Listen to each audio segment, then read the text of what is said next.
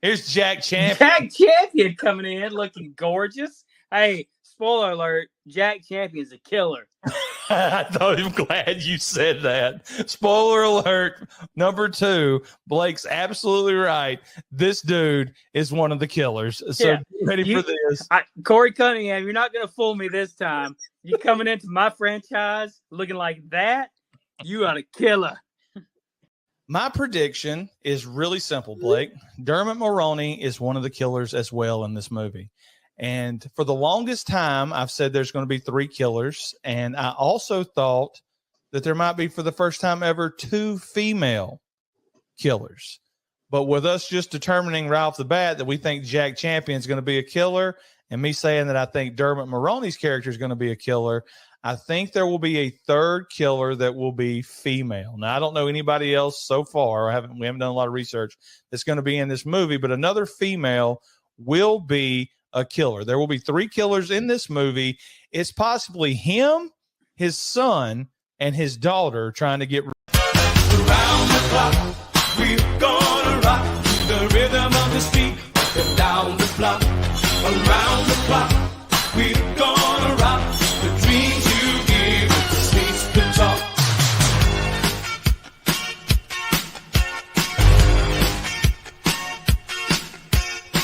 Wanna be somebody, be a contender. Gotta reach for the sky. If you want it, fight for it, or kiss it goodbye. It's make it or break it. Try to survive. Don't ever say never. Keep your dream alive. He's Blake. I'm Ronnie. All the good names are taken. Podcast, Scream 6 edition. Blake, you're looking good. Hashtag pink eye. Pink eye update, Blake. What is it? It's not good. So at any point, are we thinking about going to the doctor? No. Do I need to put my wife's glasses back on in support of you, or do you even care? Nah, I think I can go solo with it. It's fine. You're thinking this might be your new look? You're going to have pink eye forever? It feels that way. I think I had pink eye once as a kid, and I don't remember it lasting this long. I mean, tomorrow will be 1 week. The thing about pink eye is the worst case of pink eye I ever remember having as a kid. I woke up and I freaked out that I couldn't open my eyes. I didn't know what had happened. If somebody had snuck in and sewed my damn head to the carpet, I didn't know what was going on. And mom had to run in and tear my eyes apart. Actually, I think what she did is take a warm compress and rub it over your eyelashes, and then eventually my eyes opened. But pink eye sucks, dude. The matting of the eyes suck. The way people look at you suck. And I've seen a picture of you with those eyes. You need to get to the doctor immediately. It's a weird feeling. I have to tear my eyes open every morning. Literally tear them open. I can't believe they're letting you go to work like that. You just must wear those Stevie Wonder glasses up in there. Nuh-uh. No. So my work day goes by a lot faster because nobody is stopping to talk to me. Can we talk about? Yeah, Mav, it does. Can we talk about that video at the beginning? That was from January 5th. Ronnie called it. He nailed it. Not only did he guess who the killers were, he guessed the situation, the motive, everything. He said it was going to be 3 killers. He said it was going to be a father, son, and daughter. I mean, bravo, man. Brilliant. The thing about it is, since we started this YouTube channel, I don't remember half the stuff I say. Yeah. I will say this. Shane, yes, we've seen the movie, and I was not in the test audience. I don't have that kind of clout. My man, Michael Dammit, he's in the chat, Blake, and he says he's had pink eye twice. I like this guy. He showed back up. Maverick, Blake, does the eye match the lens? Absolutely don't know what that means. And Shane is coming in with this question. You guys haven't seen it? Of course we've seen Scream 6. Why would we have a Scream 6 stream if we hadn't seen it? So, yes, we did guess this correctly. And I did it by the power of Grayskull. Yes, exactly. I looked at it like this. Dermot Mulroney, his career is not that bottomed out yet that he would take the role of hero cop that died like he did in the movie Copycat. Good movie. You did say that, Michael, and we're glad to have you back, buddy. You really are. Crystal balls. You're right, Maverick. 2 of them. And I thought, why would Dermot Mulroney be in this movie at all? He's got plenty of money, unless he's got a coke habit, allegedly. So the only reason, like Jack Quaid, to take this role would be to be the killer. Okay. Now, you called it on Jack Champion. You said he's way too good looking just to be the side character. And I agreed. He's another character. He's another actor on the way up. He's on the way up until he does something to screw it up. So why would he take this role just to be somebody gets killed and nobody cares about him? So those are 2 killers right there. And then I went to, what is Radio Silence? I think it's this group of people that the internet loves. Radio Silence. What have they done since taking over the Scream franchise? Well, the first thing they did was they remade part 1. They did it at Stu's house. So why not think they're going to remake part 2? It's in college. So part 2 was the mother. So their version is going to be a father. So that's all I went with. I went with the laziest scenario possible. And we were right, Blake. We were right. And we didn't even have to cheat, because I'll tell you this right now, and I'm not naming any names. And Tell me about it, brother. I'm not getting into it. One thing I found, first off, thank you, because if you hadn't have told me, Blake hit me with, I've got a great idea for a video, but we can't do it until you go watch the movie. I didn't plan, guys, to watch the movie until like the middle of next week, if I went and watched it at all. But Blake had this great idea for content. So I went and watched it, and his idea of content was he had screen recorded our show from 2 months ago. But anyway, back to what I was saying, back to my little rant. What I've figured out after watching this Scream movie and watching all the videos that I watched and some of the terminology that was used in some of these videos, we got multiple YouTubers out there that are reading scripts, they're rating Reddit, and they're passing it off as their own. Not that I care.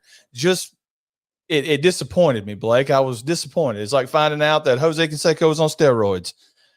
I'm completely disappointed. No, I'm with you, brother. And I wouldn't have a problem with it either if they were honest and like saying, "Hey, I read the script and this," like, instead of trying to present it as your own and then just so you can be right about certain stuff. It's just ridiculous.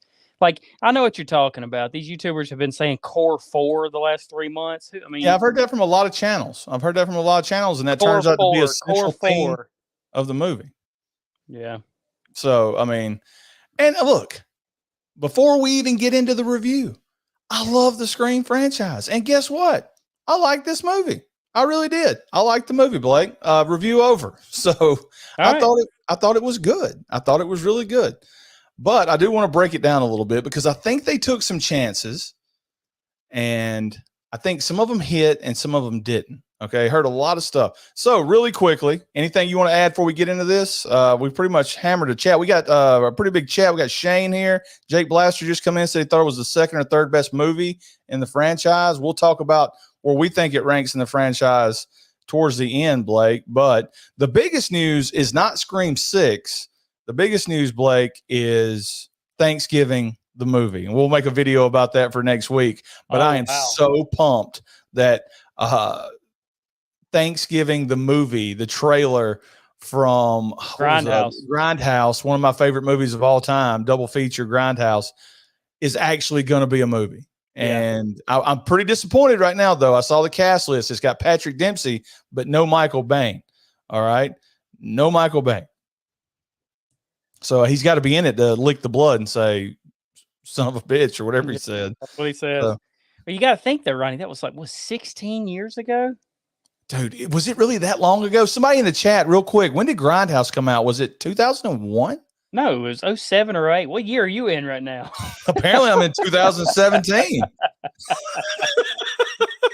No, I mean, Shane's right. It's got Addison Rae. It's got some names in it. I'm excited about it. I would really like for us to break down that trailer, like just have a spoof breakdown of that fake movie trailer, because it's hilarious. But I'm curious to see what they do with that. I would watch that movie from that fake trailer over and over and Yes. over again. Some of the 2007, Chris is coming through with his knowledge of film. Thanks, Chris. 2007 is when he said, and I remember when that movie came out, I was so pumped because they were planning on getting two big directors for the next Grindhouse movie. And it was going to be like a franchise where they'd let two huge directors that don't normally do stuff like that direct their own Grindhouse film.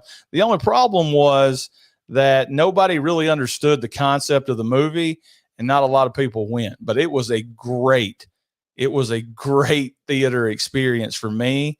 The way it was shot, the intermission trailers, actually having an intermission, getting to get up and dude, I mean, every trailer was brilliant. You had Don't, with was it Simon Pegg and Edgar Wright's Don't. Yeah.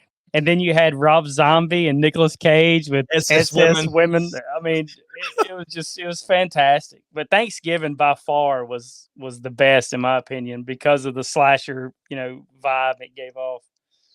And just how goofy it was. It showed nudity in the trailer, which is always just brilliant. Blake, I will tell you this, and my wife laughed at me when we went today. They said, "Sir, do you want a poster?" And I was like, "Sure." So look at this right here. Screen Six.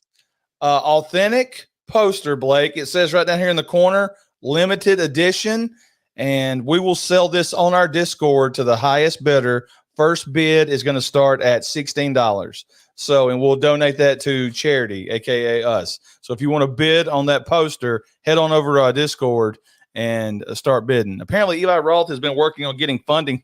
Okay, Shane, he's been talking about this, but it's Eli freaking Roth. He could have got funding for Thanksgiving easily.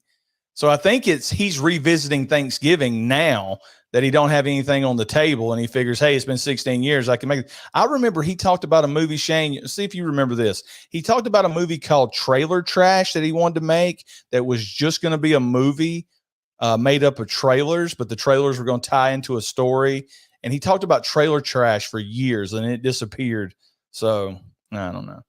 So Shane's donating $16.01. So there you go. Blake, anything else before we get into this? Because I do have slides. I took my phone out at the movies and I took pictures of the screen. I really didn't do that.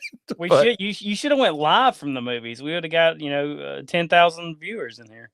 Hey, what about Nick Push going live from outside the movie theater? I love it. I do. I think it's a boss move. I don't think you see many people do that. So I thought it was great. And I wish he would do more like that. What'd you think? You were going to be negative about it, weren't you? No, I was like, I like seeing Nick in his natural element out there. The hair was good. The clothes were good. Yeah. I mean, everything was good. I mean, I love any kind of Nick Push content. I'm all in, dude. And he was sort of talking trash about us the other night. Was he? In a Nick Push kind of way. He said once we got to so many subscribers, we would never talk to him again. Or something like that, or wouldn't promote his stuff anymore. Nick, we're here to promote your stuff, no matter if we've got 100 followers or 101 followers. That's all we're about. We're about the community. We're about giving back. That's right. Shane, while he's still in the chat before he runs to watch something else, Shane was fabulous on the what was he on? What was he doing? Oh, the Fancy Talk podcast. Shane, really quickly, hit me up in the chat right now. Were you kneeling or is that a chair? I've got to know. Blake just quiet. I love when Blake goes quiet. Nick is watching Not Another Teen movie right now. They hammered Nick the other night, dude. I don't know if I like that, Blake. Anyway, you ready for Scream? You don't like other people being mean to Nick. I think Shane was doing the Michael Myers from Halloween 5 gimmick when he's in that prison cell. He was kneeling? I thought he was doing Jason from Never Hike in the Snow. Where he's kneel, gentlemen.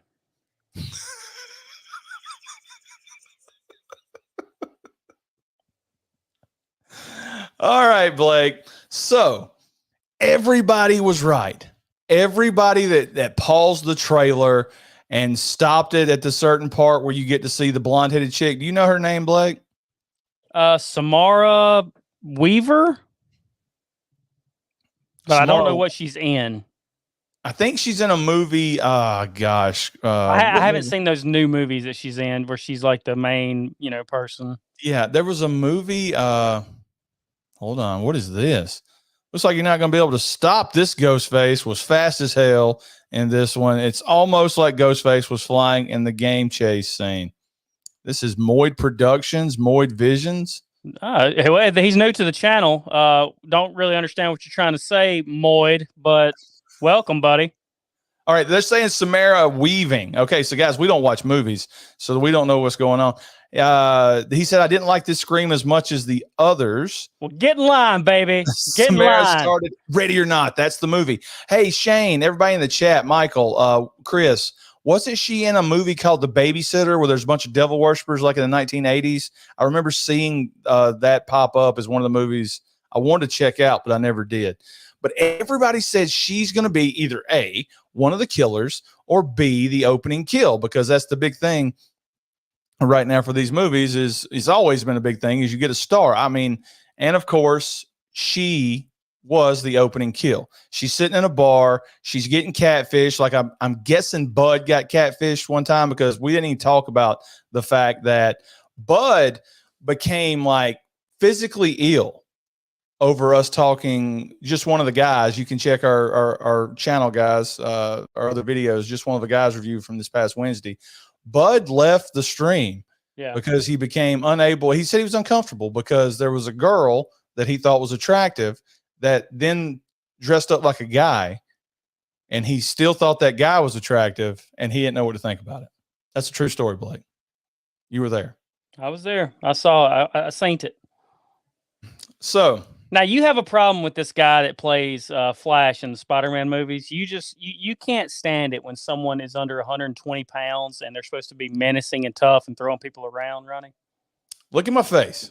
I see your face. I'm in your face. I'm in your face.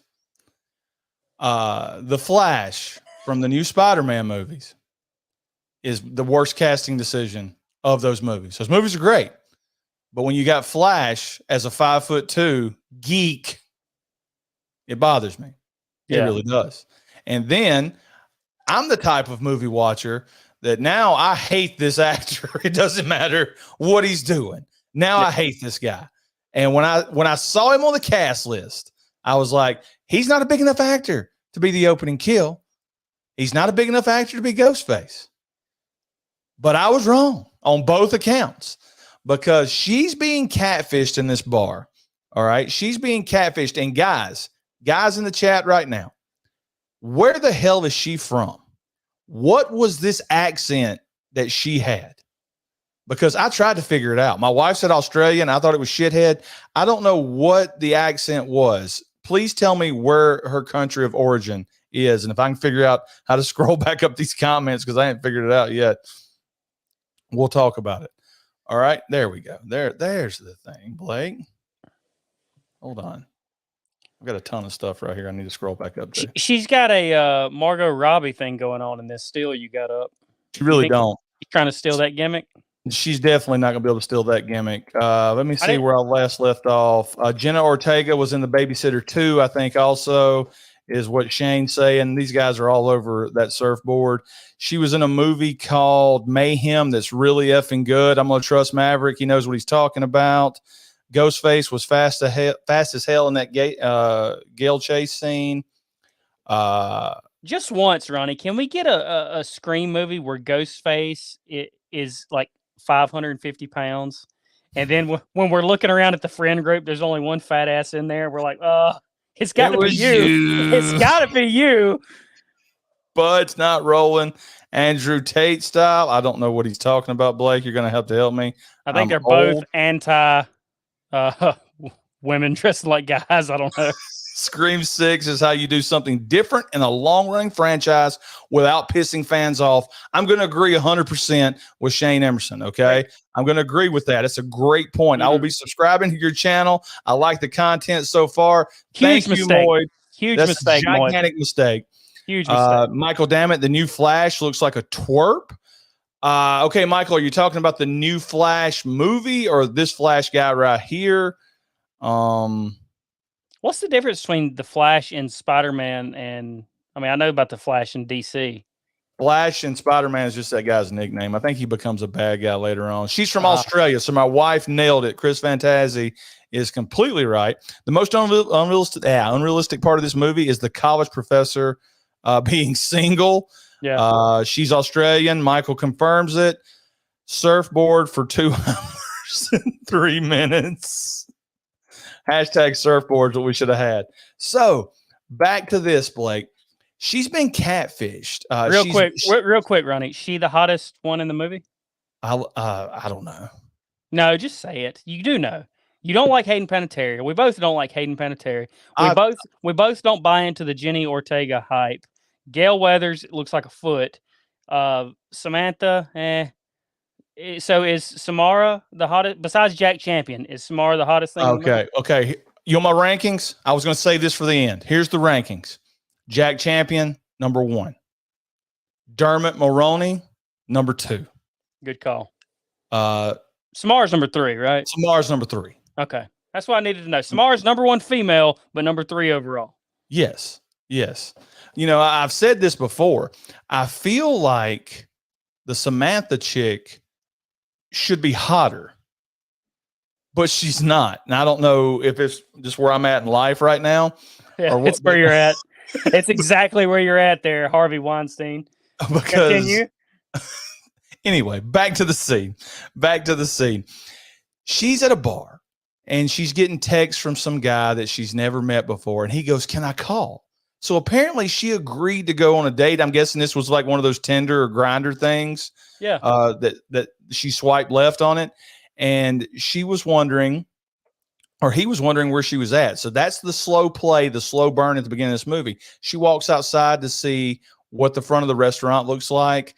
She brings up that she's a professor, that I think her topic of study is slashography. She talks about slashers, which is a class I should have took in college, but I didn't. Excuse me for a second. I'm going to spill this water everywhere. But also Dasani, official sponsor now.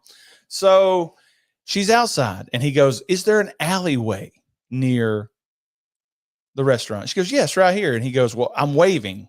He goes, "I think I see you, wave back."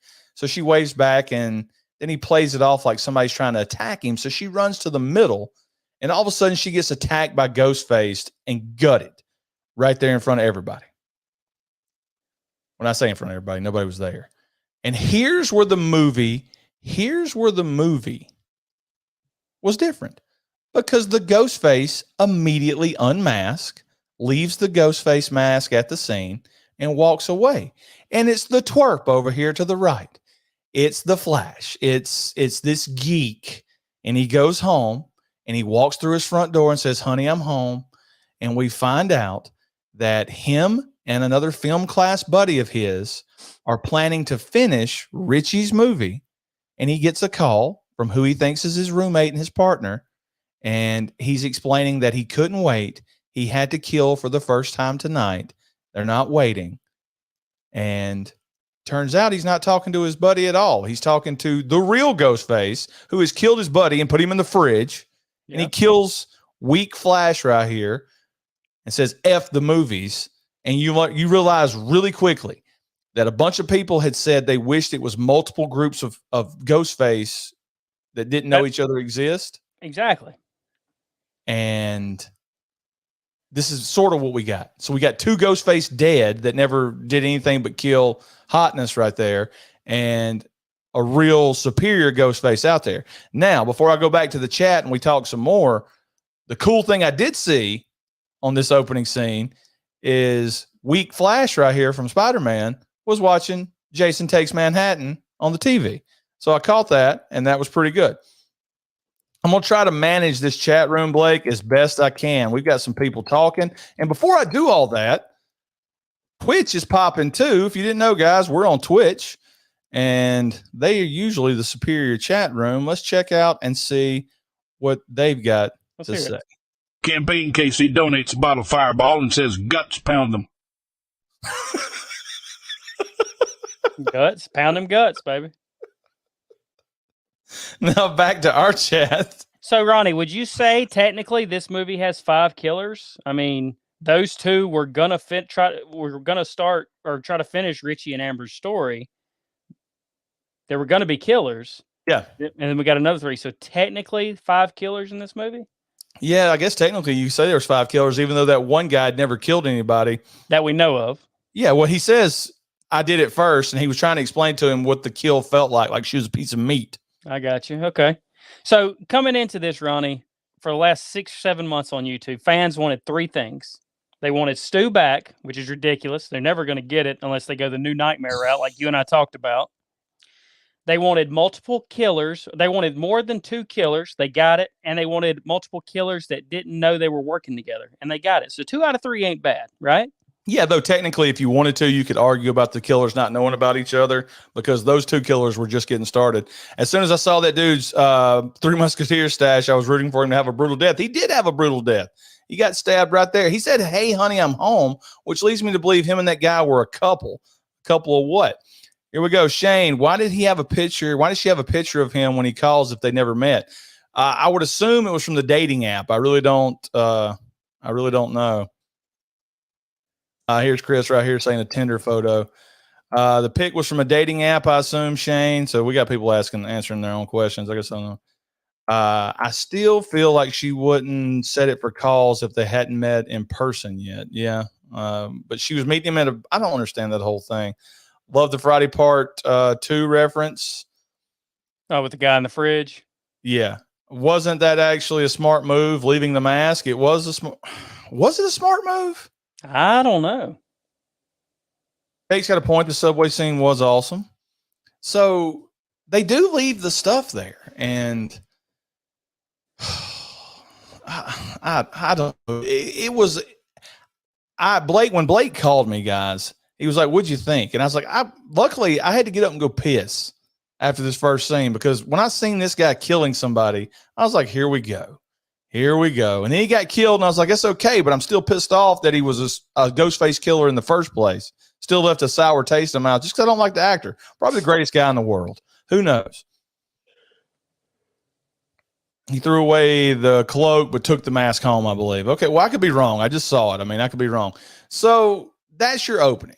That's your opening. And then we go right into Samantha, who is sitting with a therapist, Blake. And this therapist is extremely creepy. He's wanting to know, apparently he's been seeing her for 6 months and she's not told him anything about the reason that she's been there, which seems unrealistic to me. What does she do?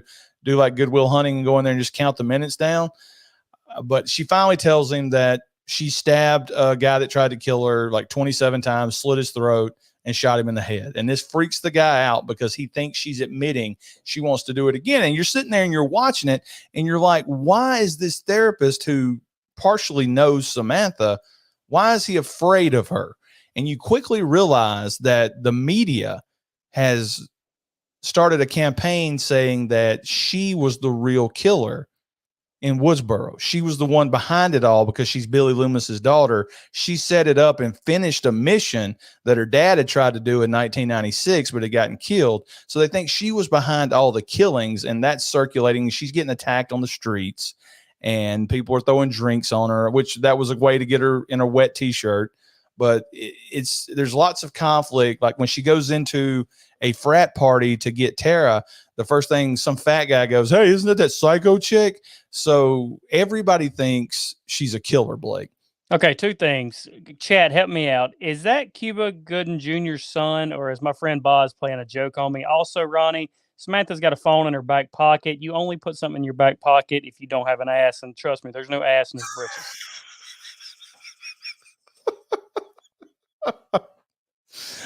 But we find out that Tara has been just ignoring the whole trauma that she's been through. I thought they were going to go the route where she's now a drunk, a partier, and hooking up with everybody, but she never technically gets to hook up with a guy that's trying to date rape her because Chad there attacks the guy and there's a big scene. Well, actually, there's not a fight. Before Chad can fight, Samantha walks through and tases the guy in the privates. So you got that scene right there. But this movie gets really quick, really fast, because they're walking down the road and Ghostface calls Samantha. But what's really freaky about it, Blake, is it's Richie's phone number calling her. She hasn't taken Richie out of her phone, and that's the phone calling her, which should have been a dead giveaway for what was going to happen later in the movie. Once again, I'm a terrible movie watcher, so I'm like, who got his phone? Who cloned his cell? Like all that language you hear in these Scream movies. And she's like, they didn't work out for the last two people who tried this. And then boom, he's like running out of the bushes and grabbing Tara, and they're having to hit him off. And they run into what was our first scene that we ever saw in that teaser of these girls and Ghostface in this convenience store. And what they left out of the teaser is the old hand behind the counter was actually finna get the drop on Ghostface and kill him. But the girls couldn't go out the back door because it was locked. So he turned to give him the keys, and the next thing you know, he's done got his guts beat. So there you go. And really tense. I will give this movie this, Blake. Really good tense scenes where Ghostface is stalking, and there's some really good chase scenes that are we needed these back in. And Michael says Cuba is that guy's daddy, so that makes sense. Maverick says it too. But there are like great chase scenes in this movie. This movie's filled with a lot of tension. And I mean, the screen parts of it, I love it. I really do. What's up, guys? Just got home from the theater. I liked it. Kept me entertained. It kept me entertained too. Yeah. I really like this movie. So hey, for you new guys that just got in here, Fantazi, Jake, and Halloween Movie Collector, go check out the beginning of this video where Ronnie shows a clip from a video we made in January. Ronnie completely predicts this movie. He predicts 3 killers. He predicts the father, son, daughter gimmick. I mean, he just nails it to a T from left field. It was fantastic. Hashtag surfboard.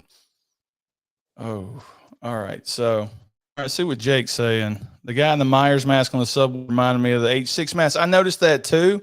But I'm not a big enough fan to actually know, what that's from. There were a ton on the subway, Blake. There were a ton. Like you had Pinhead, you had Jason mask, you had Michael Myers mask, you had a Ready or Not chick, you had tons of Ghostface.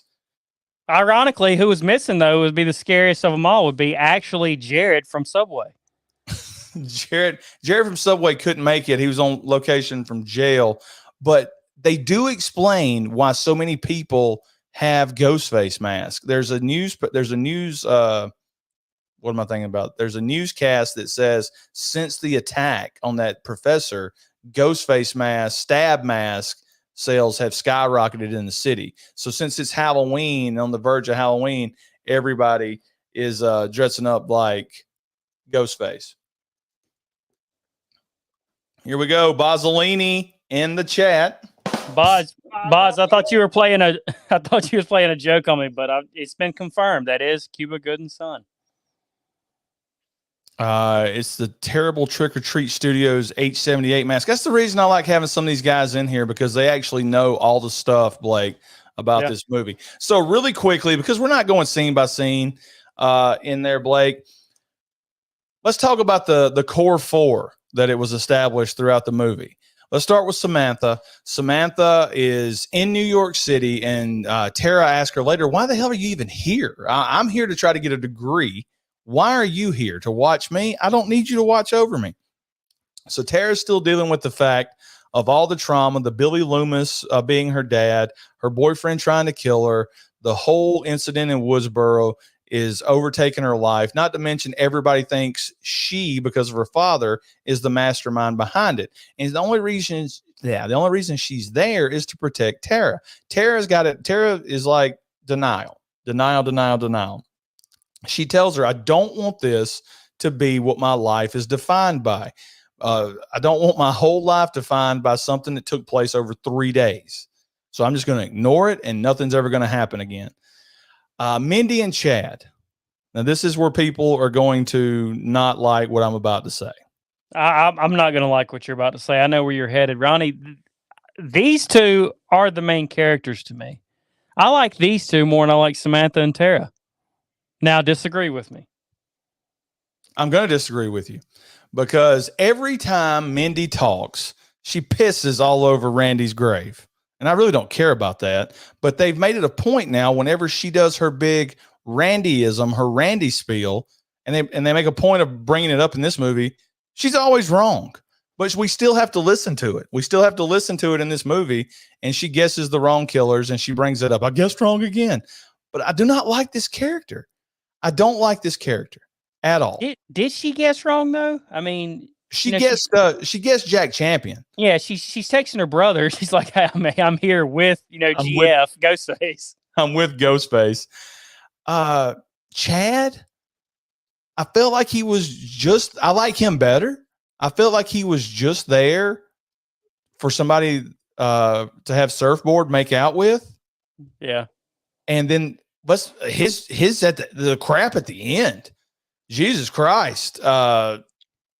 I don't even know what to think about it. The Twitch has a perfect thing right here. Let's take another. What was wrong with Gail and Kirby's face? Oh, wrong one, Blake. I'm sorry. Slow Joey donates a chocolate bar and asks the girls, do you think this was the best ghost face of the franchise? Was it the best ghost face of the franchise, Blake? Sure. I don't know if it was or if it wasn't. We'll talk about that at the end. I can't get derailed. Don't worry, Ronnie. In the next 2 months, there's going to be 1 million videos ranking the new Ghostface and ranking the Scream franchise now that Part 6 has come out. Where does Part 6 fall into my new rankings? Where do these 3 new Ghostface fall into my new rankings? Let's check out this tier list. Don't worry, Ronnie. There'll be 1 million videos from every channel, including ours, coming out in the next 3 or 4 months. Before we go back to the chat, let me finish up with Tara. You know what I wish? I wish Scream would take a chance and get rid of the Roger Jackson voice and use our Twitch voice.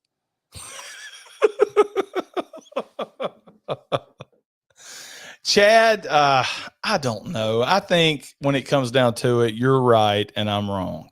I'm nostalgia for the originals. And you are, and I get it.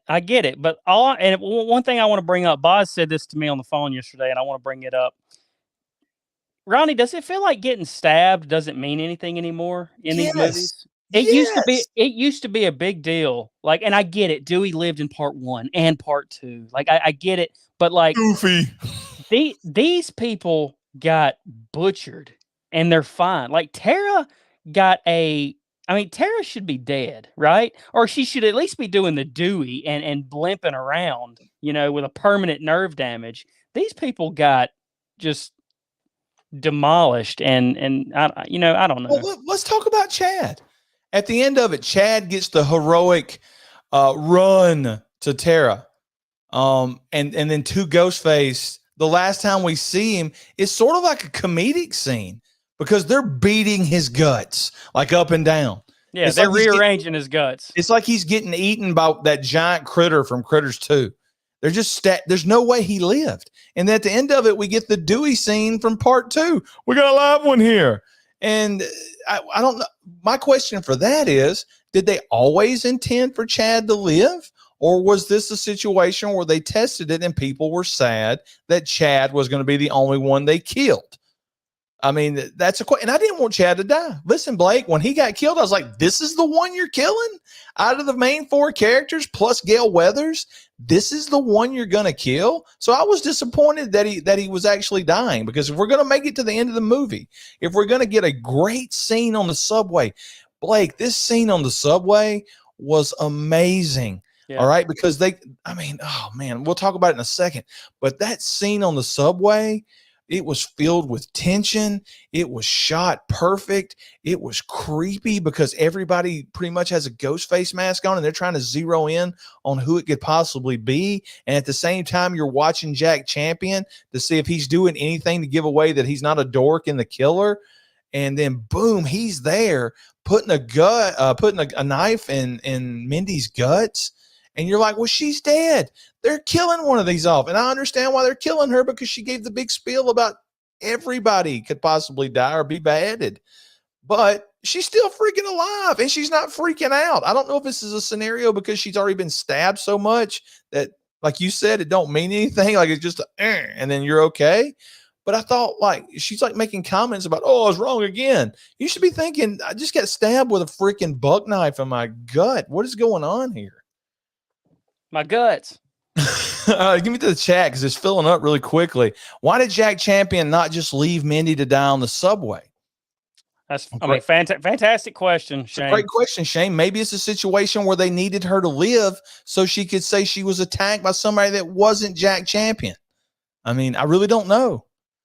Bud says this movie has some mega plot holes. Well, I think every horror movie has mega plot holes. Except for Thanksgiving. Except for Thanksgiving. Go see it. Let's see. Let me back this back up, Blake. I really suck at this chat stuff. Don't worry about it. You'll be fine. You're doing great, kid. You're doing great. Thank you. Take us home, Ram. All right. Chris says I didn't like her in part 5. Chris, I don't know what you're talking about. Be more specific. Pronouns, pal. Shane Emerson says I like Mindy and Chad better than I did in part 5. Shane, you're exactly right. I will say this. Okay. I'm going back. I love them. What I'm saying is I do like all these characters better in this movie. I just have some problems with what they were saying and how they were used in this movie. Like, I'm now attached to all these characters, which is why by the end of this movie, by the end of this 2.5 hour movie or however long it was, I'm like, don't kill Chad. If we're not going to kill any of the rest of these people, don't kill him right now. I love these guys. Ronnie, Fantazi just Fantazi has the best squad. Core 3 doesn't have the same ring as Core 4. That's true. I definitely don't like Mindy, but Chad is the best of the bunch. The best Ghostface phone calls in a long time. Now, Bud, I'm going to tell you this. This is possibly the best Ghostface interactions with characters in the franchise because there's some villainous hate in this Ghostface. And you find out later at the end of the movie why this Ghostface seems so pissed off that he's not about playing games. What's your favorite scary movie? F movies. I'm going to kill you. You're not the main hero, Gale. You're just an old piece of S. I mean, he's great. He's great in this movie. Chad, are we happy or that Gale survived? Because I'm in the camp that Gale should have died in this movie. Boz says Chad got a huge pop when he came out on the stretcher in the theater. I only saw it with like 3 people, but I popped too. I was like, I hate this because it's just like Scream 2, but I loved it. I was up and I was chatting. I was like, that's good, Chapman. That's good. Love the game. Watch it. It's a good movie. Shane Emerson said Chad took he took 30. It was like a comic scene. Like there was stuff flying up. I was like, good Lord. Yeah, it was like the tag team Demolition, Ronnie, when they would be like in sync, like beating them down, you know? I mean, Nick Push is in the house. Gotta love Nick Push. Check out his horror channel. Chad's Av must have saved him. Chad's abs must have saved him. Rock hard abs like me. Core 3 doesn't have the same ring. You're right, Chris. Gale literally says ow when she gets shot in Scream 5. Yeah, it's ridiculous. I should have rewatched Scream 5 when I went today, but it was so sudden me deciding to go. Dude, I got a hot take for you. I rewatched 4 and 5 today. 4 is better than 5 and 6. And I know I'm fixing to get blasted in the chat and probably by you. Scream 4. It's a reference, bud. It definitely is a wrestle reference. Yeah, Scream 4 is better than 5 and 6. Scream 4 is a good movie. Ghostface kill. All right, Blake, let's talk about that, and then we'll talk about this great comment.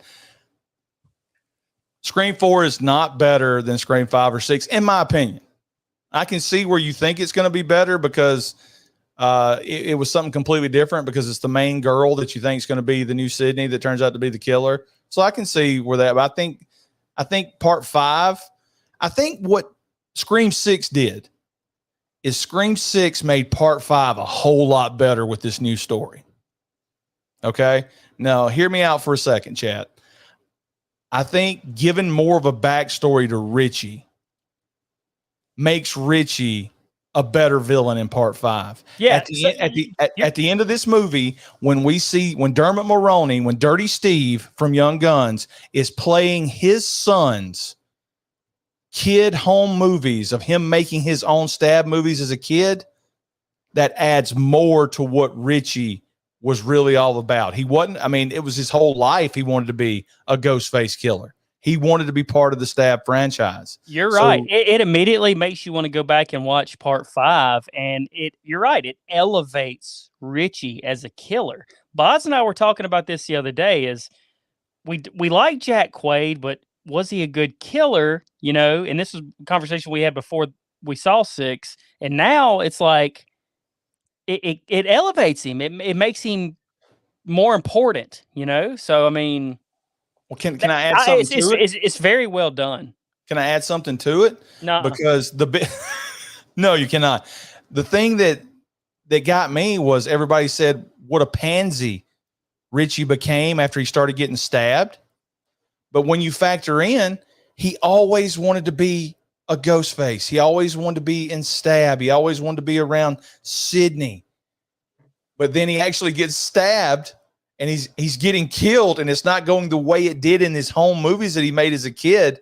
And now he starts to freak out and cry. There you go. I mean, that adds more to that. I think they did more in this movie of making part 5 way better by giving us this backstory with Dirty Steve and his family. Shane Emerson, Ghostface killed Gail's boyfriend, Aaron Donald, but couldn't take out Gail. Here's the thing. Let's talk about that whole scene. Everybody's always wanted Gail to get the phone call from Ghostface. I'm like, they're going to kill her. She's probably got her worst representation in this movie as a human being than any of the other 5. She is a piece of crap. Wrote another book after she told the girl she wouldn't. Making money, big high-rise apartment, moved in Tyree, even though Dewey's not even cold yet. Dewey's not cold yet. She got her a jacked up NBA, NFL player, and she's 90. No, I mean, yeah, first off, she looks terrible. I don't care what anybody says. She's ugly. She's 60. Ronnie, here's my deal. She's been through this, for 12 movies now? She's in a closet that's bigger than my house with only one entrance into that closet. All she's got to do is sit there and point the gun at the entrance to that closet. Look at that still you just put up. Jesus Christ. Hey, and this still reminds me, we'll be reviewing Mac and Me here in a few weeks. All she's got to do is sit in that closet and point the gun at the entrance, and she's good. But no, what does she do? She's going to walk out like an idiot. She's tough to die in this movie. She's 62. She's tough. But she's got her little side, or she's got her hunk. Jesus Christ, get it off the camera. She's got her hunk there, and he gets killed. And then the ghost face tells her, those muscles didn't do much for him, did they? And she goes, no, I guess they didn't. She didn't even care that her boyfriend was dead. What kind of human was this? I got so fired up because I thought he's going to throw her over the side of the balcony. I was like, we're going to get her gone. Going to be dead. I know some people think that's blasphemy to talk about Gail getting killed because they love the character. They love Courtney Cox. They remember her from the Dancing in the Dark video. But this is the monster that's in front of us now, Blake. This is what I got to look at. This is the scariest part of the movie. There's a certain part in the movie where Gail's there, and like people ignore the fact that her facial surgery now makes her really look like Ghostface in real life. And I'm watching one scene, and I'm like, I had to confirm it. I was like, she's missing a damn eyebrow. And it was confirmed by somebody that wasn't me. Yeah, they didn't draw on all her eyebrow. And it's like she's got a damn cauliflower ear in one scene. It's like her latest surgery, they peeled her face back so far, and they sewed it over the top part of her ear. So it's getting more and more disturbing to look at Courtney Cox in this franchise. Has been a perfect opportunity to kill her off because she's going to look like this in the next one, Blake. And there's the digitized face right there. And if you don't believe me, back it up a picture, people. There you go. Ugh. All right, back to the chat. Shebahar, Gail should die in the presence of Sidney. Yeah, I mean, that's an argument to make, but also her dying could be a reason Sidney comes back, Bud. Yeah, Bud, answer why. But also, I don't want Sidney to come back. I'm being honest. Did you guys miss Sidney in this movie? I didn't miss Sidney in this movie at all. Did not miss her. This is now Tara and Sam's franchise. And I'll go one better, Blake. If they ended. Yeah, there you go, Shane. That's a great point.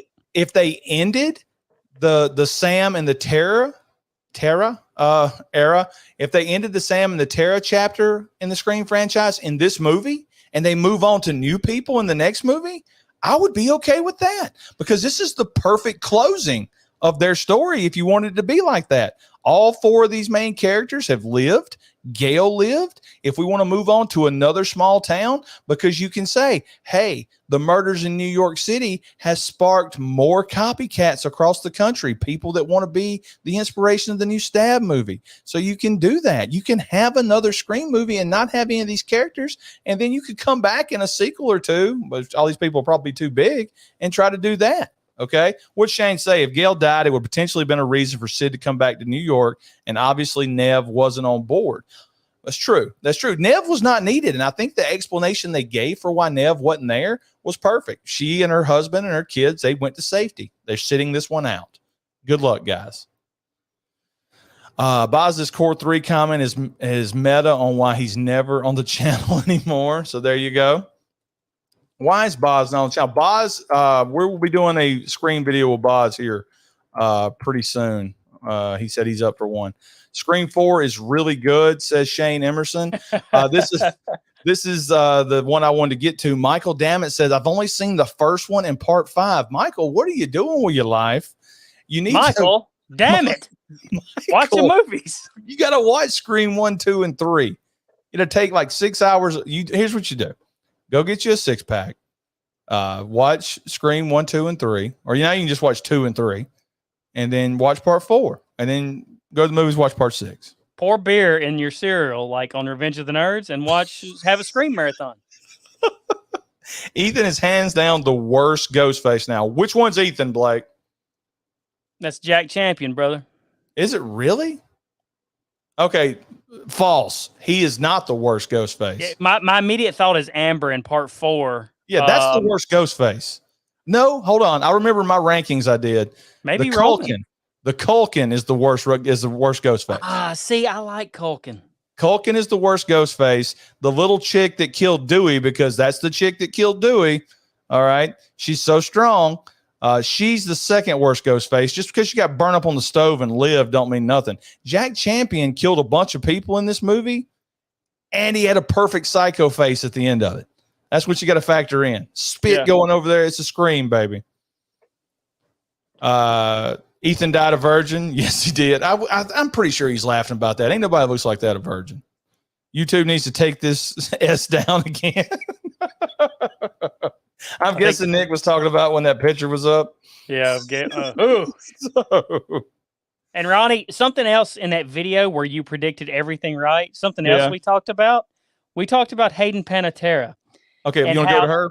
We tried to warn Scream fans, you're not getting 20-year-old smoking hot Hayden Panettiere with the tan belly hanging out and the Miley Cyrus haircut. Now you're getting 34-year-old Hayden that's going to be fully clothed and has to rely on acting. And let's be honest, guys, she can't act. You can't name one. I've never seen Heroes, but everything else she's been in, What was wrong with Gail and Kirby's face?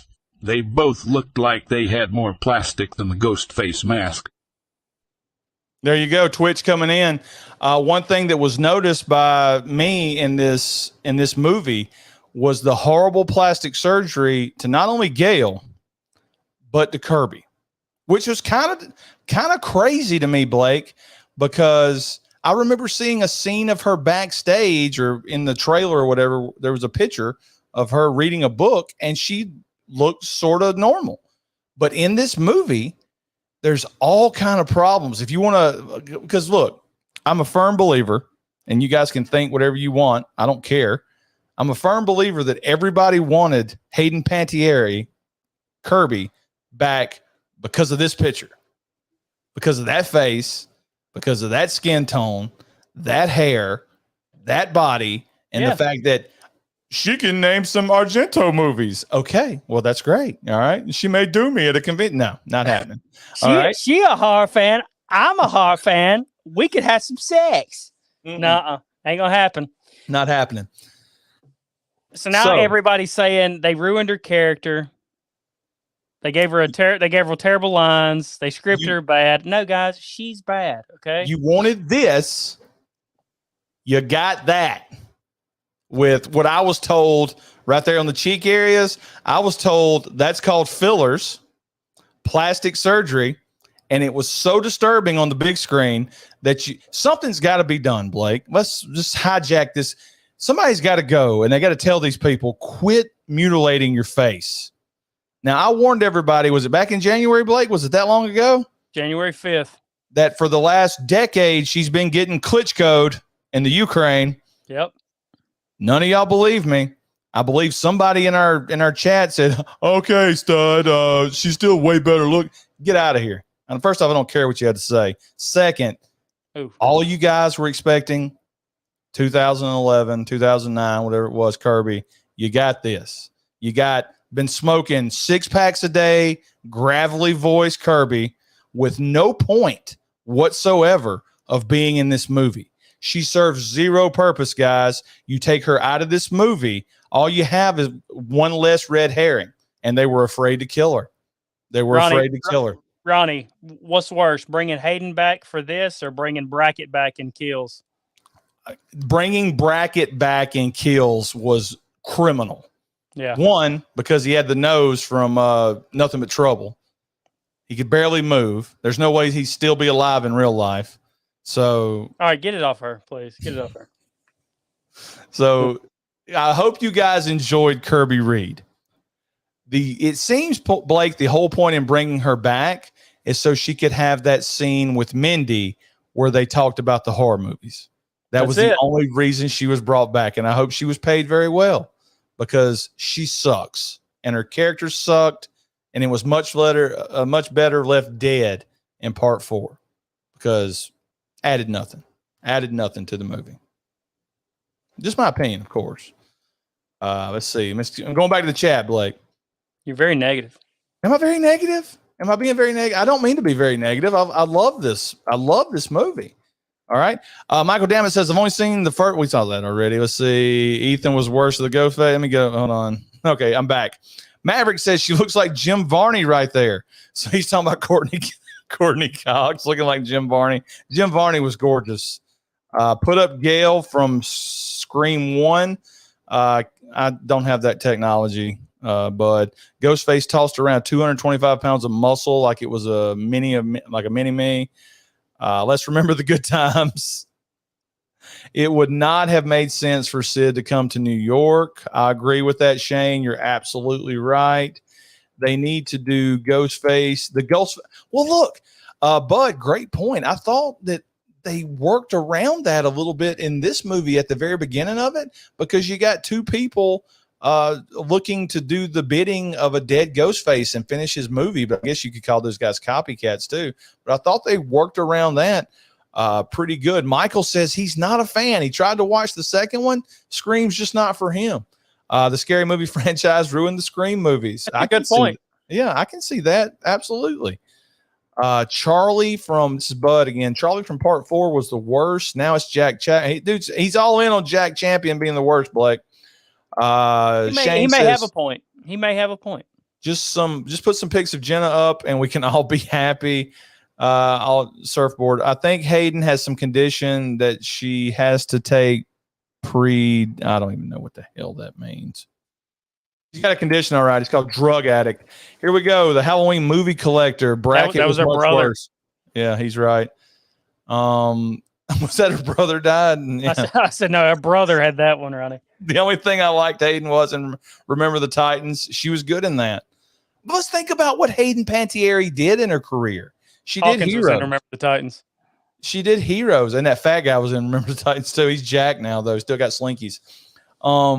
She was in Remember the Titans, and she was in Scream, but in between all that, she was in Heroes, but she did a bunch of horrible movies. I Love You, Beth Cooper is the only thing I can think of.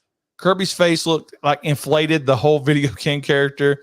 Meta as F. Let's see. He left Mindy alive, the person who suspected him. Huge risk to take, but a very smart risk because she thinks it was him. He was on the cart with her or on the train with her, so it couldn't have been him. All right. He's there helping her as the Ghostface ran away.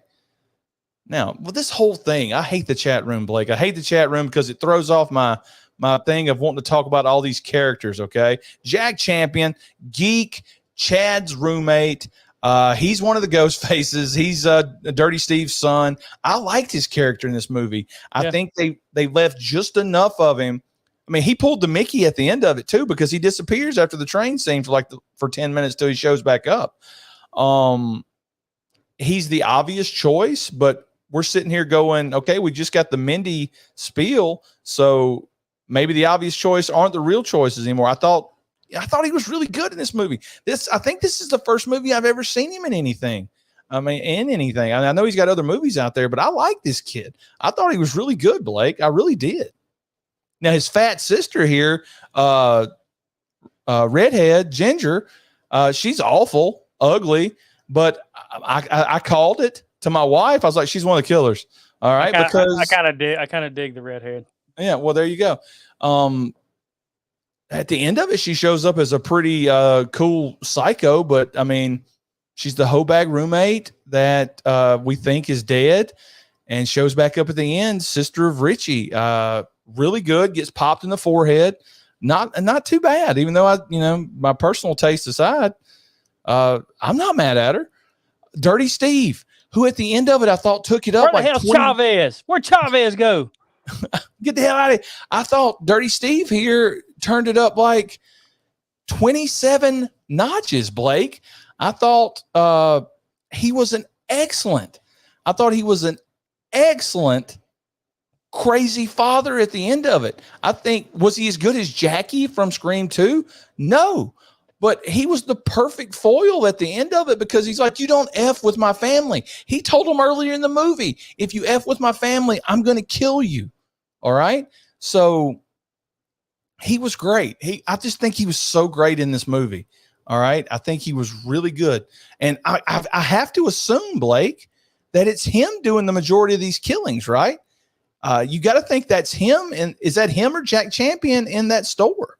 I see. I'm the opposite of you, Ronnie. I don't know if he does any of it. You don't think I thought he was like in there getting after it. So dude, look, I'm telling you right now, if we're supposed to believe he was calling the shots from behind and he was never a ghost face, that's kind of where I'm at right now. That I think he was just calling the shots and his kids was doing it. I just got to believe he was planning everything. He was making sure evidence and all this, he was pulling all the strings and making sure. That's what I got from it on one watch. Now, I'm not...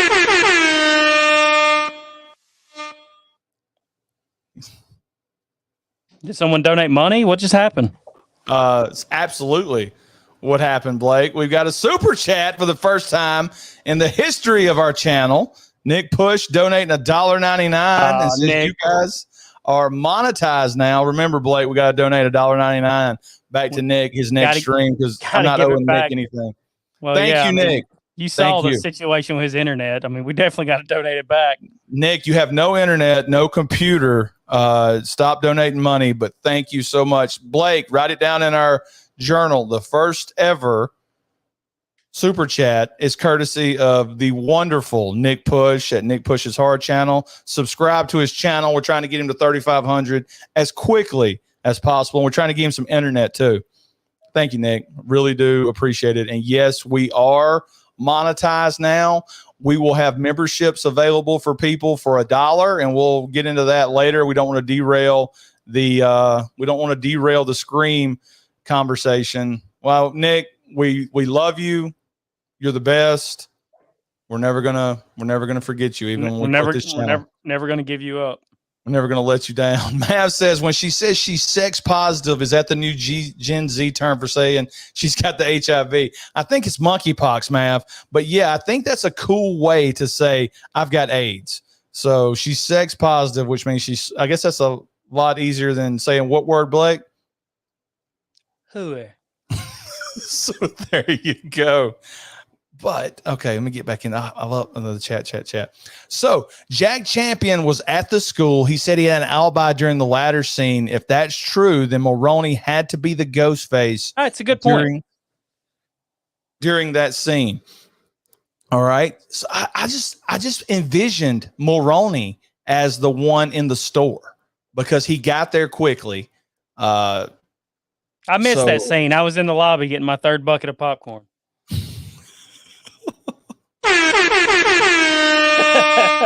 It's like a morning zoo radio show now. Holy crap, Bud, what are you doing? Bud, Shape of Horror, $4.99 super chat. Bud, is it because I got pink eye? What are you doing, man? Bud, you're now the best, Bud. Nick Push, I never liked him. Don't know what's going on. Don't like him. But you are now my favorite, and Jesus we're never going to. Christ, Ronnie, they're piling in. Look at this. There's another one. We're never going to give you up. We're never going to let you down.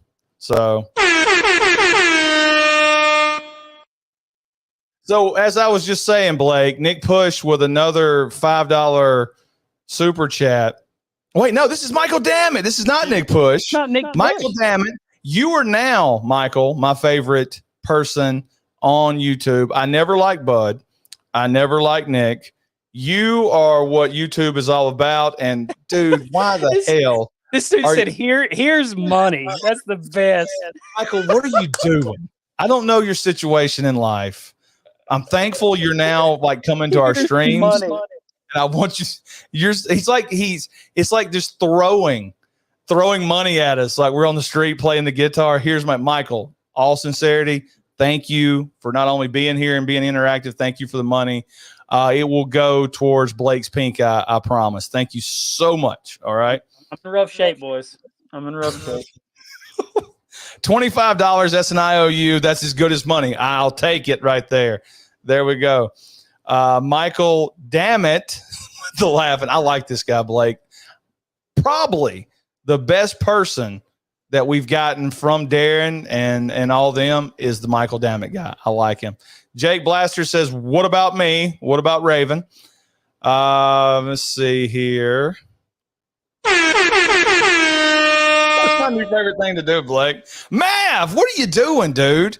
$1.99, Blake. You didn't have to do that, Mav. You didn't have to do that. Okay, look. Stop. Everybody. This is because you got pink eye, Blake. The pink eye fund for Blake. Blake, if you can keep pink eye for another couple of weeks, we can make a few dollars off of this channel. Hang on, let me rub it in, Ronnie.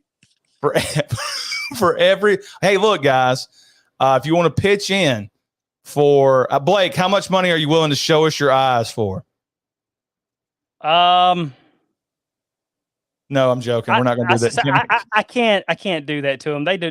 Guys, you really don't want to see this. It's bad. First off, Maverick Media, great channel. If anybody in this chat has not subscribed to Maverick Media, head over there and subscribe to him. I will verify for tonight because he gave us $1.99 that he's not a weirdo. He is on the up. He's got a great channel. He will hit 1,000 subs. I predict, Blake, in a month and a half? He has a huge built-in audience. His live streams are great. He's got the voice for YouTube. His shorts are really good. I'm talking about his YouTube shorts, Ronnie, not those shorts. He's got good shorts too, but the YouTube shorts are great. Have you seen this short series that he's doing about how the MPAA is the best slasher of all time? And he shows you what scene in Friday the 13th was how it was shot versus what we actually got. Like, he shows you the unedited version. Like, it's so brilliant, man. And I hope he continues to do that. Well, I was going to bring that up, but you did it for me. This is the reason we're the best team on YouTube. Shane, buddy, you're in college. You can't even avoid a chair. You're sitting on the floor when you're on Fancy Talk. We get it. You can't donate any money. That's fine. We're not asking for anything, okay? But we still love you. All the wrestling references, Michael. That's all we've got. Get that ERA down, Shane. Blake, you should go to the hospital for sympathy. I'd like to donate $100 for a new modem for Nick Push. Nick, we've got to get look, Blake, have we had any issues with my internet tonight? Is the door open, Ronnie? It's cracked just a little bit because the baby's got to sleep. You're letting the internet in. Good job. Let the internet in. So we've talked about Dirty Steve, and I want to pitch this idea to everybody in the chat right now. Young Guns 3? Dude, it would be amazing. But here's the question. No, here's the question. I'm going to throw you way off. Ronnie, they announced tomorrow Eli Roth is remaking Young Guns. Give me your cast. Okay, so why would Eli Roth remake it? I don't want him anywhere around it. First name that popped in my head. I think because we were talking about Thanksgiving earlier. Okay, so you ready for this? Right off the bat, Billy the Kid, Jack Champion, because he's my new favorite guy. Billy the Kid is Jack Champion. Dirty Steve. Who is Corey Cunningham? What's his name? God, what is his name? Rohan Campbell. Rohan Campbell's Dirty Steve. We're gonna tag team this together. Chavez, Chavez is gonna be Danny from Hey Dude back in the 80s. I still think he can play it. He went missing. Oh, well, maybe they'll find him by the time we do this. crazy. No, wait. What's Charlie's? Charlie. Who could be Charlie? The Virgin. Charlie. Nick would Push. be- Nick.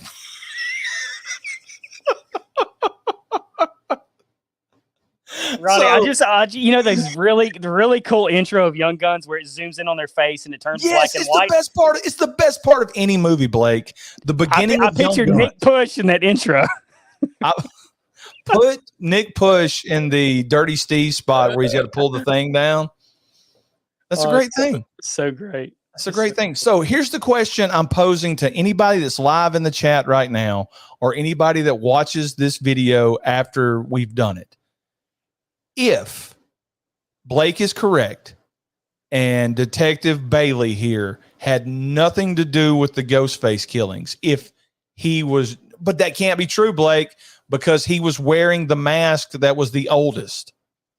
The other two had different masks on. He wore the mask that was Billy's old one. So he was the one with, or we need Zach Cherry. We need Sister Cherry to tell us. He'll tell us who was doing what. But here's the question I'm posing. If Detective Bailey did not don the Ghostface suit and Jack Champion was the one doing all that, does he go up the list for Bud? Okay. Does he go up the list for Bud as the best Ghostface? If he was helping, I put him in. I think he was the guy that was trying to break the door down. I mean, I really do. I think he was that guy. And I think he did the fake limp and stuff, the old man walk when he was walking around so he wouldn't look so mobile. All right. Thanks for the compliment, fellas. I may have the voice for YouTube, but I got a face for radio. Shane's crying. He's laughing. There you go. They can have Jenna Ortega be Chevette. This freaking Jenna Ortega. I saw where she's going to be in the new Beetlejuice, possibly. They brought this guy in here, Blake. I tried to figure out what his deal was. He was Samantha's side piece that was staring at her from the window. I thought we were going to get another boyfriend that was doing the killing. But at the end of it, he walks up and goes, I told you I wasn't a killer. And they made out, so everything was good. He's the one that called the cops at the end of it and got him in there. Turns out he was a good dude. I couldn't figure out what kind of accent that was. I'm trying to figure out who had the most gravelly voice, him or Kirby. Okay. All right. Now, Bud says, I can tell you with 100% certainty it was Bailey in the bodega. Well, then there you go. There you go. He was a great Ghostface. He was brutal. This Ghostface was like not afraid of anything, Blake. He was there attacking. He attacked all of them at once. I mean, the dude is awesome. I mean, I know people are going to dissect this movie, but he was freaking awesome. This was the chick that was Mindy's girlfriend. Mindy had a girlfriend that reminded me of Miko or whatever from Deadpool Part 2. She couldn't make it across the ladder. She's another one, Blake, that got stabbed. And then she was like sitting there while Mindy was blocking the door and she was making jokes and stuff like that. So I think it goes back to your thing about, everybody being desensitized for stabs. I mean, if I get stabbed, I'm crying and probably passing out. Or I stubbed my toe the other day and it moved my toenail a little bit. It was over with. I mean, I couldn't do nothing for the rest of the day. So imagine if I get stabbed, I'm disability. It's happening. Maverick, off topic for the movie, but on the topic of Young Guns, do y'all remember the Young Riders TV show from the late 80s and early 90s? I do not remember that, Mav, but now I'll check it out for sure. He didn't back down from a shotgun. He definitely didn't. Yukio, Michael. I love Michael. Yukio from Deadpool 2. Thanks, Yukio. Bye, Wade. Bye, Wade. I guess now's a good time, Blake, to tell everybody that you can start getting prepared for a lot of Deadpool content on this channel. Deadpool and Wolverine going to be in the same movie.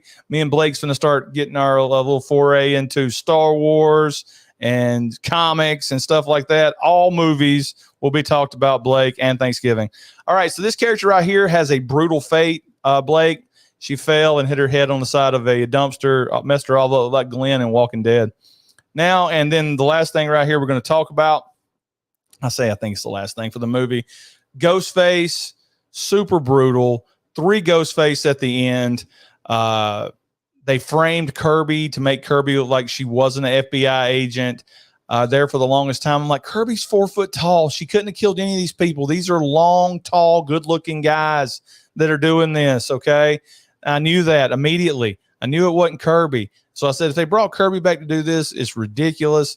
But Bailey put it in their head, hey, Kirby hadn't been with the FBI in 2 months or something like that. So at the end of it, when they killed her, I looked over at my wife and said, she's not dead. They don't have the balls to kill anybody off in this movie. They had a chance to kill Gail. She got stabbed in the stomach. Somebody beat her guts, but they had a faint heartbeat, which I assume she's had her whole life because there's no heart there. You said all that to your wife in the theater? Anybody tell you to hush? There's only 3 people in there. The other one was some random little kid that was running up and down the aisles. We were nervous about that. So there you go. Let's see what Bud's got to say. There was a photo that leaked out that showed the ghost face without his globes. He had a wedding band on his gloves.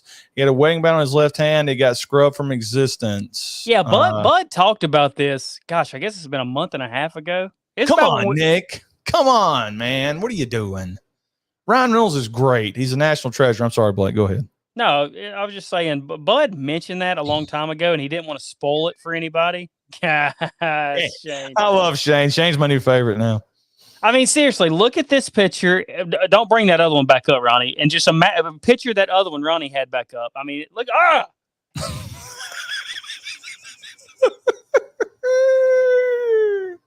Blake, I'm telling you, there's a scene in the movie, and everybody in the chat that thinks I'm full of crap, there's a scene early on in the movie where she's got one eyebrow. They forgot to cut. I don't know if there's like an ongoing thing where they want her to have messed up hair, and they said, hey, let's give you one eyebrow so the fans can say something. She's got one eyebrow and a cauliflower ear. I guess she's been in MMA. I don't know. All right, well, that's gonna do it for the actual slides part of it, Blake.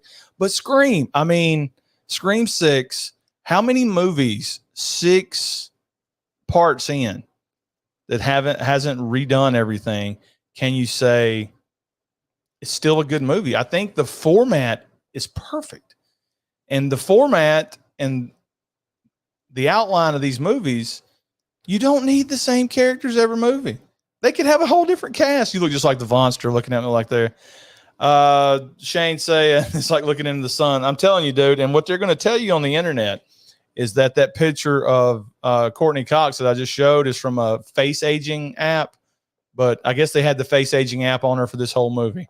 So I'm telling you, the scariest thing in this movie for me was the amount of plastic surgery that both Gail and Kirby have had done. So there you go. Overall, what'd you think of the movie, Blake? Good installment? It was a good installment, Ronnie. I liked it. I enjoyed it. Is it top 3? No, not for me, but I liked it. It wasn't bad. I think it's better than Scream 3. Wait, yeah, Scream 3. See, as the years go on, Blake, Scream 3 gets a little bit better than me. I know everybody was mad that they didn't have 2 killers in that movie, but I like Roman. I know they changed it, but I like them all. I like every movie in this franchise. I really do. I really do. Hayden was as bad as AMH in Halloween Kills. Who's AMH? Who is AMH? Don't tell me, Blake.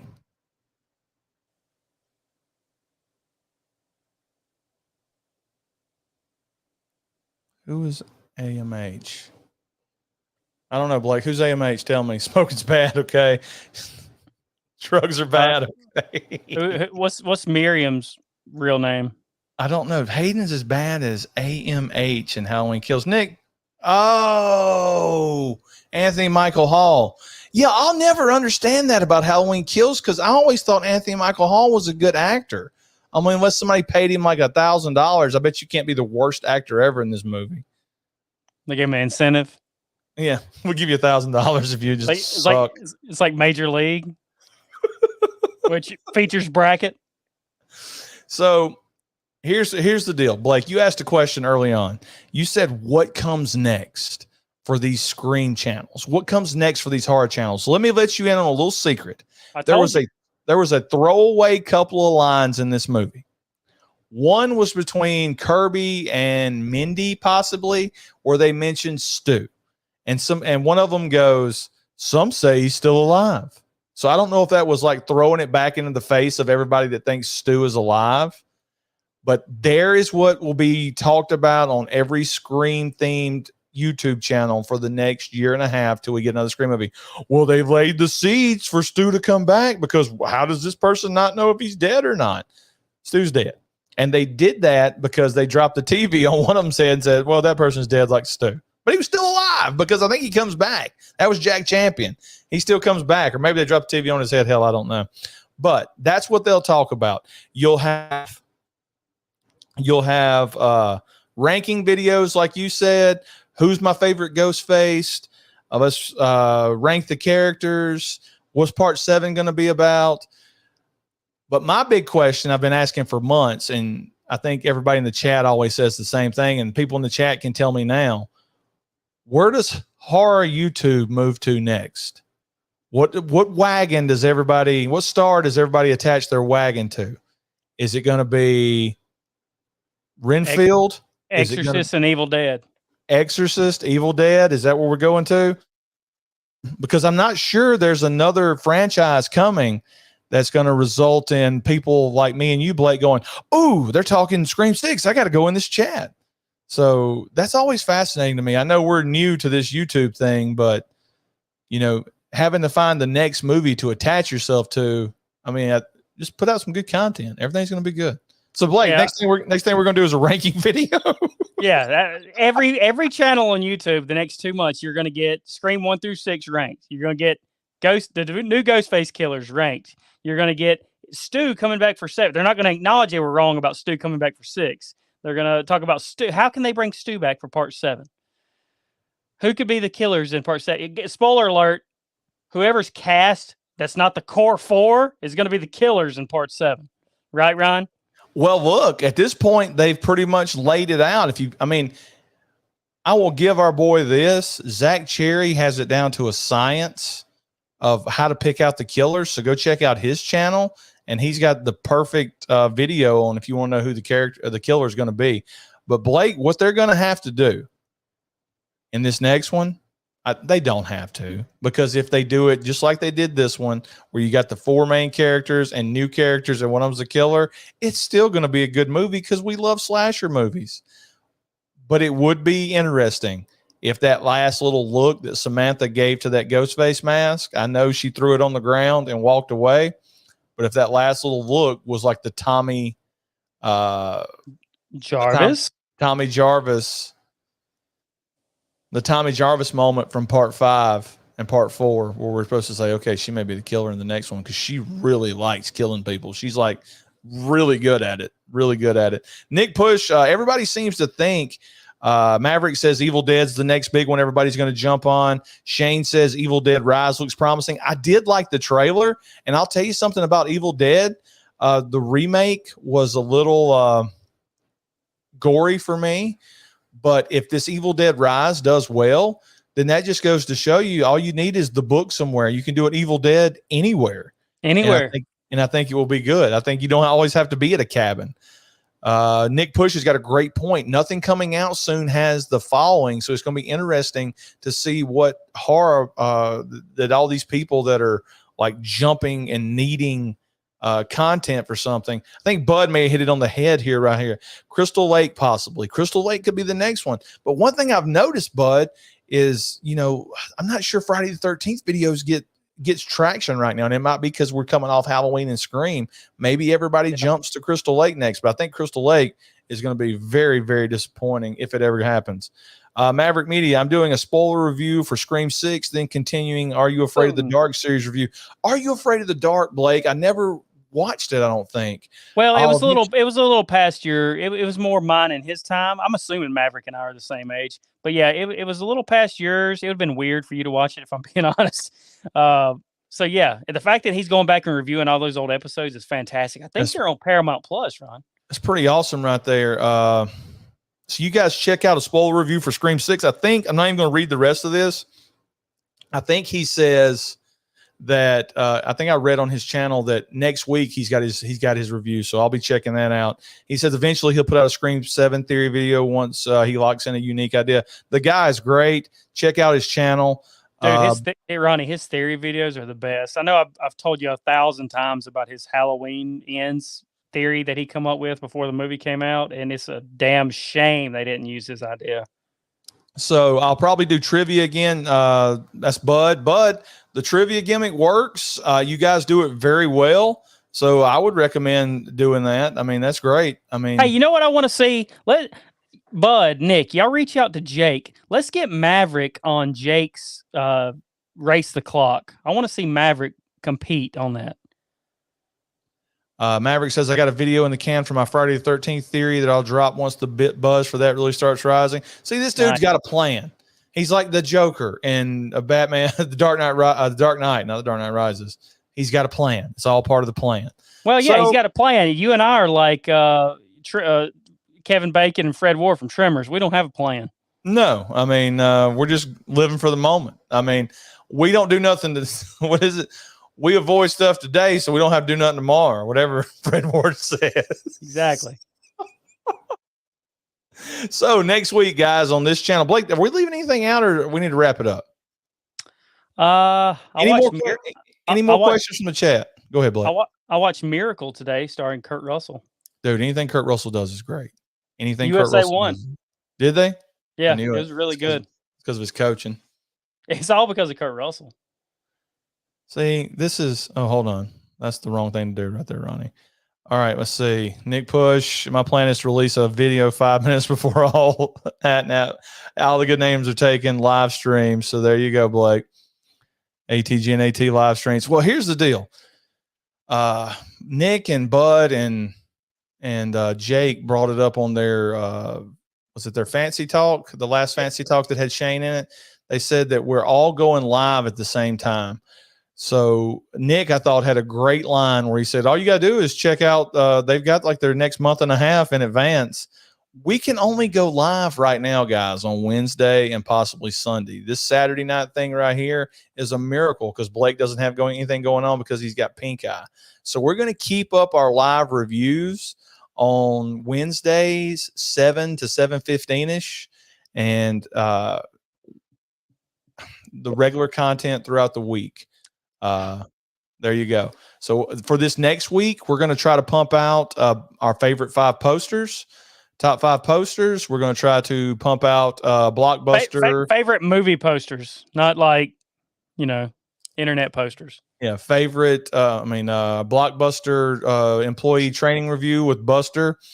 And what was the other one, Blake? Oh, we have our own little. We got to give the Twitch audience some love, so we're going to do a little AMA video if we can get to that. So hopefully we'll have that content. Ask me anything. So you got to get the lingo down. So there you go. Didn't know that. Mav says I lost my ass betting against the USA in that movie, Blake. Yeah. So 25-1 underdog. There you go. Scream 6, thumbs up. We'll rate it when we do an official video review later on, when we need content.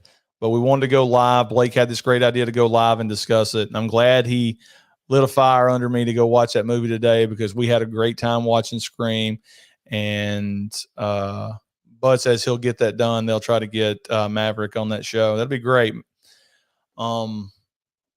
I really enjoyed it, Blake. I really did. I think Ghostface, I think they've done a really good job. I know I talked some noise at the very beginning of it about certain actors and things like that. But overall, this is a good movie, and it's six installments in, and they're managing to churn out some stuff that is pretty interesting.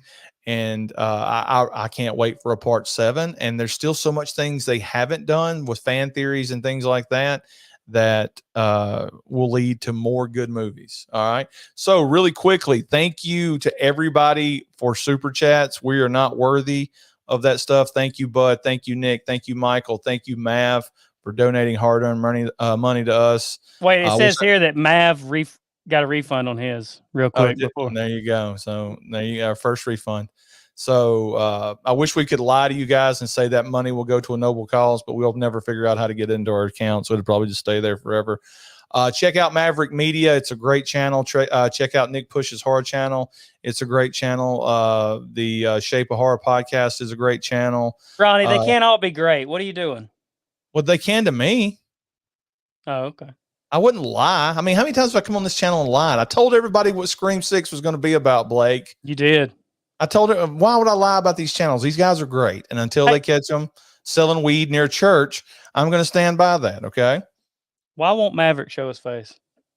Honestly, too good looking. It's like it's a Bud situation, Shape of Horror. Bud was so good looking, he had to make himself look disgusting like he looks now. So women leave him alone. So Maverick's doing the exact same thing. Maverick knows if he takes that mask off, he won't be able to talk horror because women will be blowing that chat up. And from what I'm talking about is I think he might be married, so he don't want to cause any problems with his marriage because there's a lot of rats. It's the wife. There's a lot of rats on YouTube. There's a lot of rats out there looking. If you ever been to a Nick Push live stream, them rats are out there. A lot of rats in the chat. Yeah, I think it's more Mav's wife making him wear the mask because she knows if that gorgeous face gets out there, she's lost him forever. Nick's got a great theory right here. He's Rand Paul. He's probably a U.S. senator or something. No, Ronnie, who could he be? Who could he be? Is Maverick AOC? Who is he? He's Chuck Schumer. He's a damn Dracula. So there you go. That's great. That's why Nick's the best. That's why his channel's great. Oh man, it's so good. Oh my goodness, Blake. I hate to end it, but I guess we have to. Thank you for everybody that's coming out. Look, guys, I will say this. Just one of the guys' review comes out, and I'll let you in on our strategy. I'm gonna set you straight about our strategy. Give it to us straight about the strategy, Paul. Me and Blake always just set a modest goal for our channel. All right. We just want to get triple digits. I know that's if we get triple digits on a video, we feel like we didn't waste our time. And the other night with just one of the guys, sort of like with Crocodile Dundee, I'd already taken the L. I was like, this movie's great. Nobody's going to want to watch it. If it doesn't get to 100, it'll be okay because we had a really good time talking about it, just like with Crocodile Dundee. And the freaking thing hit 100 views in like 24 hours. So for everybody that's supporting the channel now, all our new viewers that are being silent in the chat, thank you. Thank you. It really does mean a lot. I know we sit here and say we don't care. Spoiler alert, we don't. When this shit gets boring, we're going to stop no matter what the numbers are. But thank you guys for watching, and especially thank everybody for the donations tonight and spending this last hour and 30 minutes with us. Hopefully we brought some value, some entertainment to you. Go watch Scream 6. It's really good. Michael Damon, if you're still in the chat, watch the damn Scream movies. Come on. All right. All right, Chris, here we go. Check out Shape of Horror podcast. Oh, he just checked them out. There you go. Subscribe to him, Chris. Just one of the guys. It was a great time. Bud saying good night. Michael's still here, and he said, okay, he'll check him out. Michael, really, you don't have to. Thank you to everybody. Blake, anything else before we go? Days of Thunder that's coming up Wednesday, Ronnie. Oh, yeah, live stream Wednesday night, Days of Thunder. Let me drive, Harry. Is that the line? Let me drive for you, Harry.